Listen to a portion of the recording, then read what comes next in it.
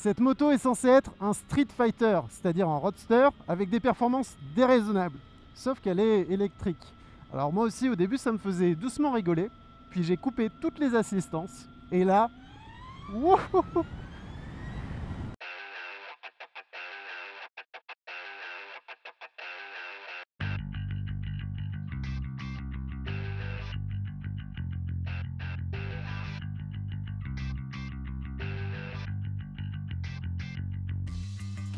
Visuellement, on pourrait y croire. La ligne est plutôt racée, elle a un équipement haut de gamme et plutôt performant, avec des freins Brembo, des suspensions Öhlins et du carbone un peu partout. Pour 34 000 €, on peut au moins s'attendre à ça. Donc de loin, on pourrait y croire. Sauf que de plus près, on remarque ça, un moteur électrique et une batterie. Ce qui veut dire deux choses. La première, c'est qu'elle ne fait pas beaucoup de bruit, ce qui est un petit peu dommage pour une moto censée terroriser les rues. La seconde, c'est qu'elle n'est pas si puissante. Seulement 144 chevaux pour être précis. Ce qui en fait la Street Fighter la moins puissante du marché. En revanche, elle a du couple. Beaucoup de couple.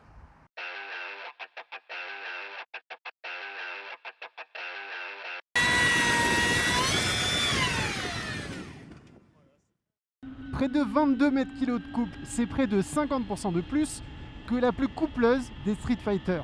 Ça fait qu'elle accélère d'une façon phénoménale. Energica annonce le 0 à 100 en 2 secondes 6. Alors bon, il faut vraiment des conditions parfaites et un pilote qui connaît très bien la moto. Donc j'ai quand même voulu savoir combien moi je pouvais faire en 0 à 100 et combien je pouvais faire avec une autre Street Fighter.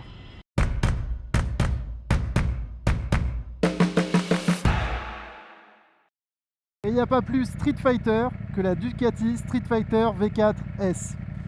208 chevaux, 199 kg, le meilleur rapport poids-puissance de la catégorie. Donc j'ai mis un boîtier qui calcule l'accélération, j'ai activé le launch control, donc voilà, tout ce que j'ai à faire, c'est d'aller de 0 à 100 km/h.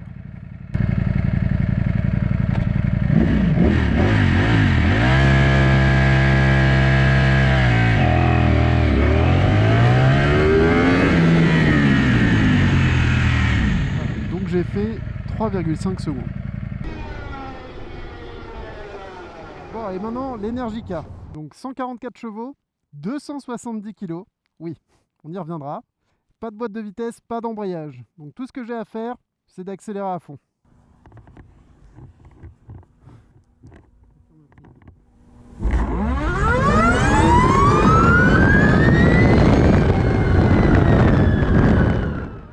Bon, c'est quand même vachement plus simple, hein.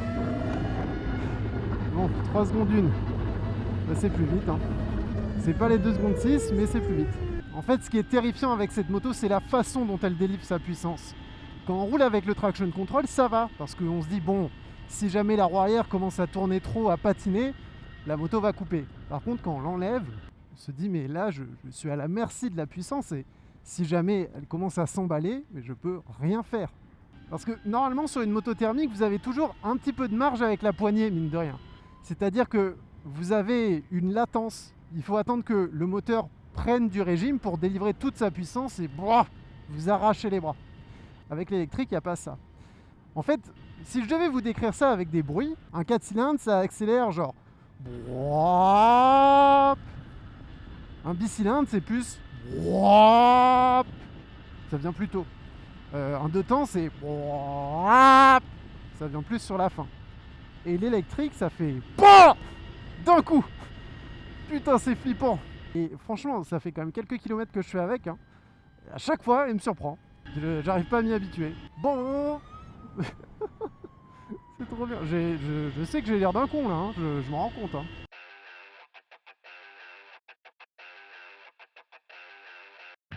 Alors forcément, la question principale qu'on se pose sur l'électrique, c'est l'autonomie. Déjà, il faut savoir que l'Energica, elle peut se recharger avec ces grandes bornes là, les fast charge, et ça permet de recharger la batterie complètement en 50 minutes. Donc c'est assez raisonnable.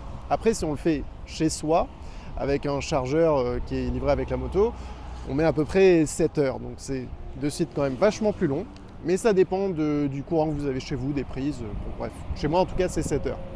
Ça fait à peu près 2 mois que j'ai la moto. En roulant normalement, je fais entre 170 et 180 km à peu près avec une recharge. Si je commence à tirer dedans vraiment et à me faire plaisir avec que des accélérations, je descends à 120 km, 130. En fait, c'est ça qui est marrant avec l'électrique, c'est que l'autonomie dépend vraiment énormément de l'utilisation et de la façon dont on roule. Et pour le démontrer, j'ai prévu une petite expérience où on va partir de cette aire de repos qui est située à Cannes. On va rouler 100 km jusqu'à une autre borne de recharge. On va voir combien on a consommé de batterie. On va recharger la batterie à fond et on va repartir et faire 100 km de petite route. Et on va voir combien je consomme sur 100 km sur l'autoroute, puis sur les petites routes.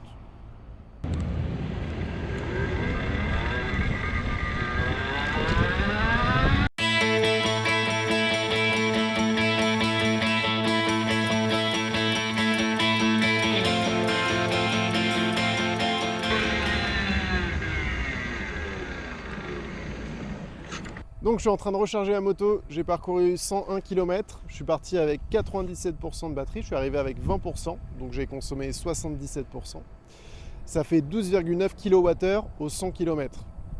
Alors, tout à l'heure je vous ai dit une bêtise, je vous ai dit qu'il me fallait 50 minutes pour recharger totalement la batterie. C'est faux, il faut 50 minutes pour recharger 80% de la batterie. En fait, les derniers pourcentages sont assez longs à recharger. C'est pour ça que je suis parti avant 100%, j'en avais marre d'attendre. Donc maintenant j'attends qu'elle se recharge, je reprends un tout petit bout d'autoroute et après je fais 100 km de petite route et on verra ce que j'ai consommé.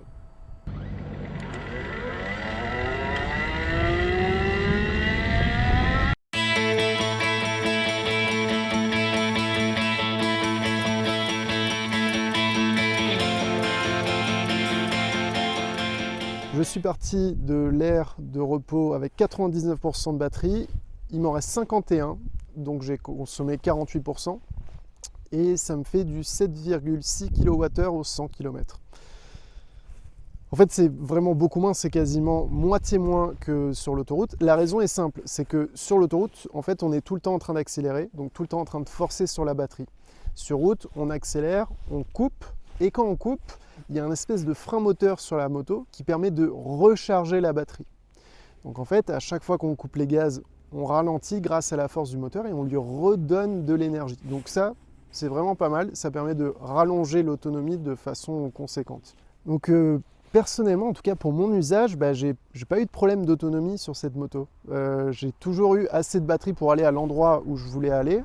Bien sûr, ça demande un petit peu de s'organiser. Si jamais on doit faire plus de 180 km dans la journée, oui, il faut trouver un endroit où recharger, il faut éviter l'autoroute et surtout, il faut penser à la recharger chez soi le soir parce que on ne peut pas partir comme avec une moto thermique avec un fond de réservoir et se dire bon c'est pas grave, je ferai le plein sur la route. Là, il faut anticiper un peu.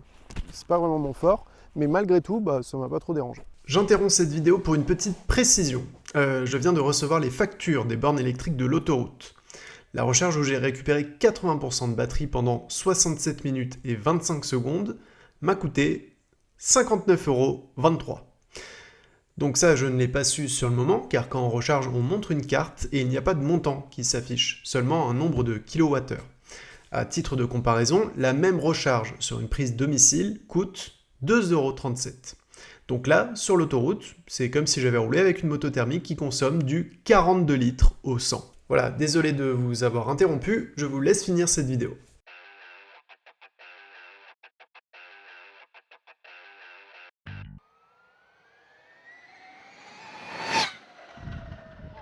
Normalement, une moto électrique, ça fait pas de bruit. Mais l'Energica, elle en fait un peu. Je sais pas si vous entendez, mais elle fait un sifflement en fait. Ça, c'est parce que son moteur a une cascade de pignons. Et ces pignons, ils ont une coupe droite.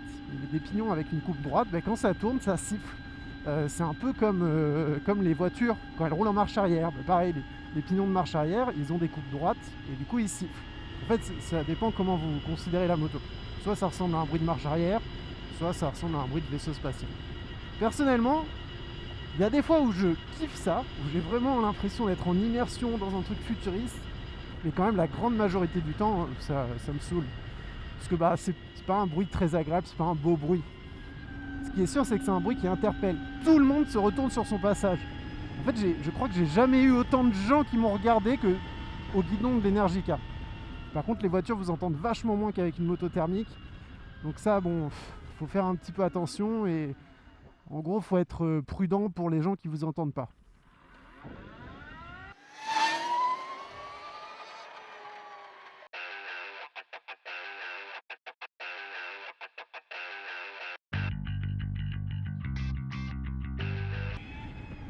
« 270 kg, c'est beaucoup, hein, surtout pour une moto qui se veut sportive. C'est tellement lourd qu'Energica a mis un mode manœuvre sur ces motos.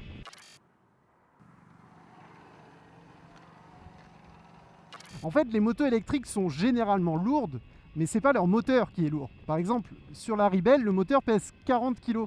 C'est beaucoup moins qu'un moteur thermique. Pourtant, dessus, il y a une cascade de pignons, il y a un système de refroidissement par huile. En fait, ce qui est lourd, c'est le pack batterie. Donc les cellules, le chargeur, tout ça, ça pèse environ 100 kg. Et surtout, ça prend énormément de place. C'est un espèce de gros bloc qui descend tout en bas de la moto et qui remonte très haut aussi. Donc c'est difficile de concevoir une moto en faisant tenir ce pack entre les deux roues. Faut un peu de poigne pour la bouger, la mémère, hein.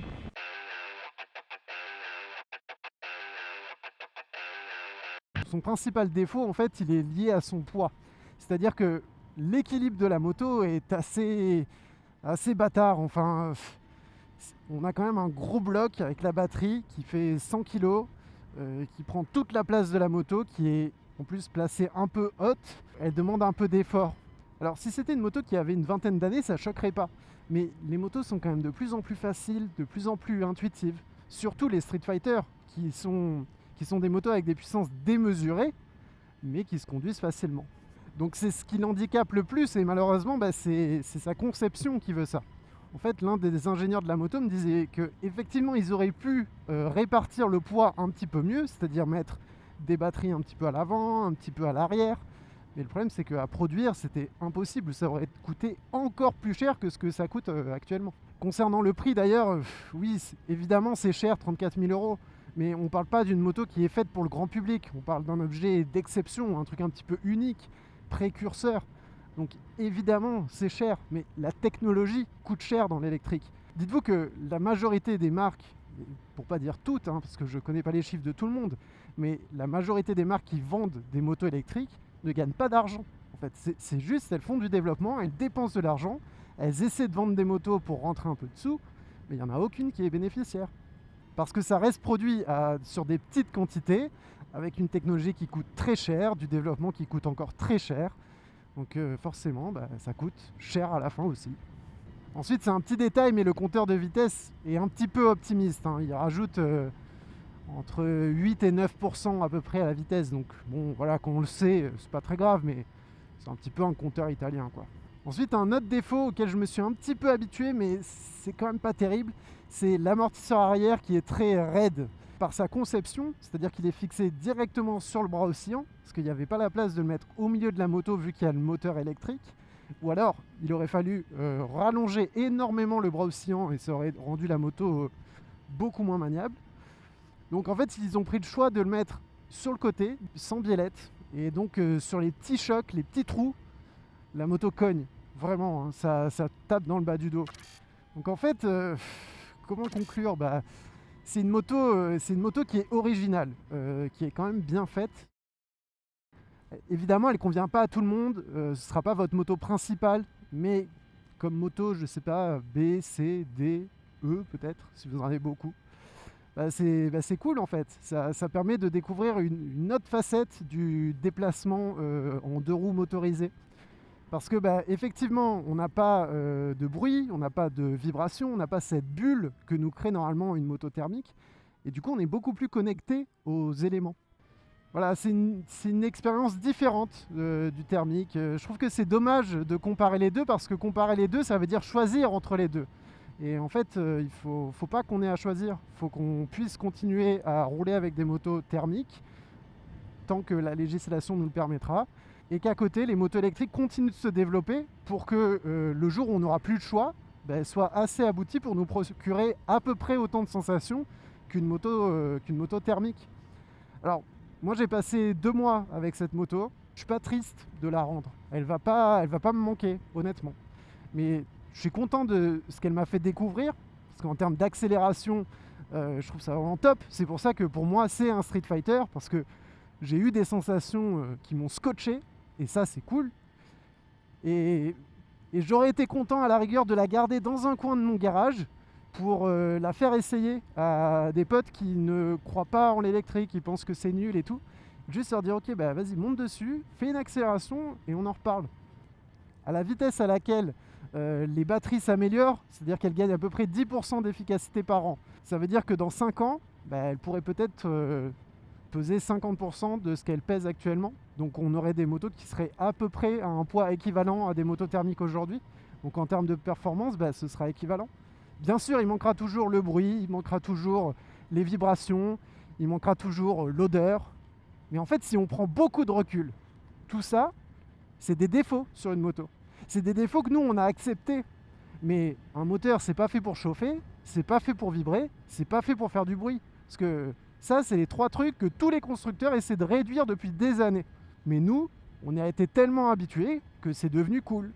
Mais les gens qui vont découvrir la moto avec d'un côté une moto thermique, de l'autre une moto électrique, je suis pas sûr qu'ils trouvent le thermique aussi cool qu'on le trouve nous.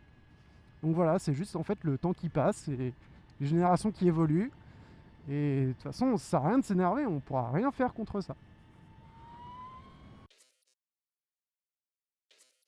Et surtout, commencez pas à me saouler en me disant que je suis pro-électrique, hein, parce que moi je m'en tape que vous achetiez une moto thermique ou une moto électrique, j'en ai rien à foutre. Hein. Dans mon garage en tout cas, il y a quelques motos et elles consomment toutes de l'essence, donc non, je suis pas pro-électrique. J'essaie juste ces motos froidement en fait, comme on le fait à chaque fois dans iSide pour essayer d'avoir un avis le plus impartial possible en mettant de côté notre mauvaise foi. Bien que bon, on n'y arrive pas toujours. Par exemple, quand je vais vous dire pourquoi je kiffe cette moto en vrai, c'est parce qu'elle fait des wheelies les gars. C'est la seule moto électrique que je connaisse qui peut faire ça. Voilà. Alors ça c'est cool. C'est ça qui me fait penser que l'électrique prend une bonne direction.